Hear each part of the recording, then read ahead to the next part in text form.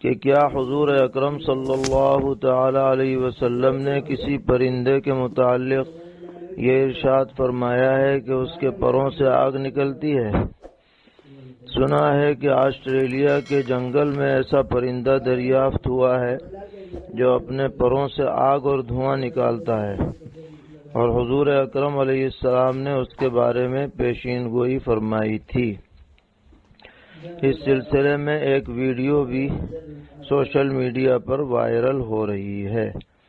تو اس کے بارے میں آپ سے وضاحت مطلوب ہے۔ جواباً عرض ہے کہ احادیث شریفہ میں ایسے کسی بھی پرندے کا دور دور تک کہیں ذکر نہیں ہے۔ پیغمبر علیہ السلام کی طرف اس بات کو منسوب کرنا سراسر غلط اور جھوٹ ہے، اور واقعاتی دنیا میں بھی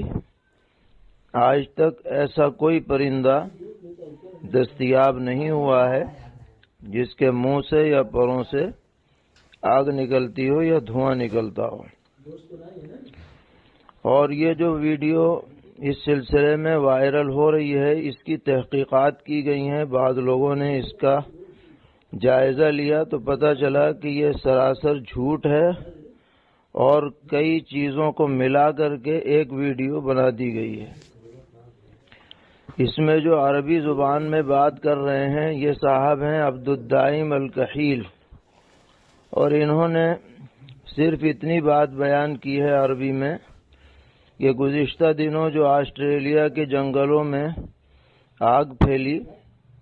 تو بعض لوگوں نے یہ دیکھا کہ چیل جیسا کوئی پرندہ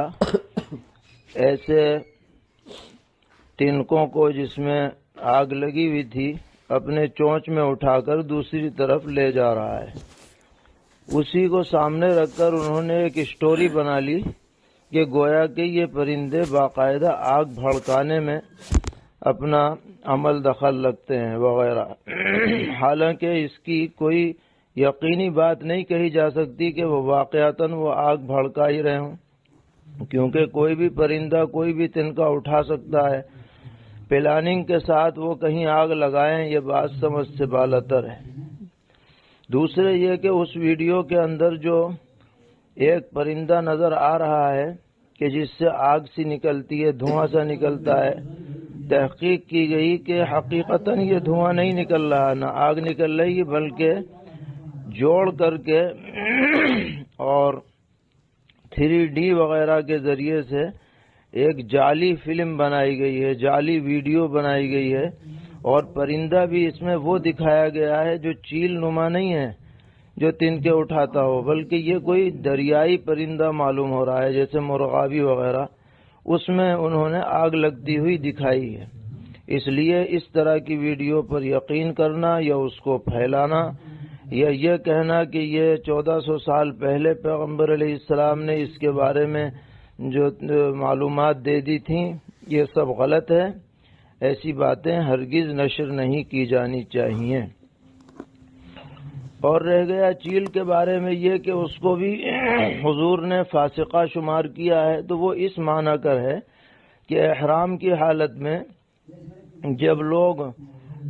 پیدل اور جانوروں پر سفر کرتے تھے تو یہ چیل اور کوے وغیرہ جانوروں میں جو سفر کی وجہ سے زخم وغیرہ ہو جاتے تھے تو انہیں قریدہ کرتے تھے، جس کی وجہ سے جانور کو تکلیف ہوتی تھی، تو اجازت دی گئی کہ ان کو مارا جا سکتا ہے۔ اسی طرح یہ جانور کہیں ستانے لگیں کسی کو تو مارنے کی گنجائش ہے۔ یہی ان کے فاسقہ ہونے سے مراد ہے۔ باقی یہ آگ لگانا اور یہ پہنچانا ایسی کوئی بات احادیث شریفہ میں بالکل موجود نہیں ہے۔